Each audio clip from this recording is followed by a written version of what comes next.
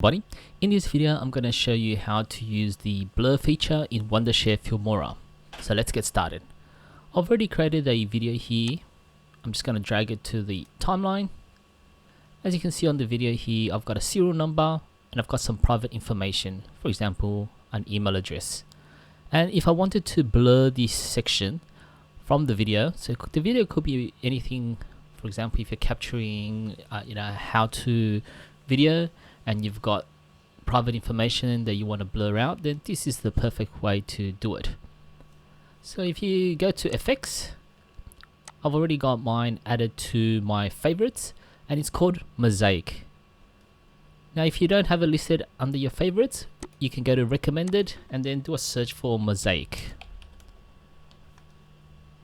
and it'll pop up here. Then what you just have to do is drag it and drop on a timeline. Make sure it's above the video. Drag it to the end or how long you want the blur to be displayed for.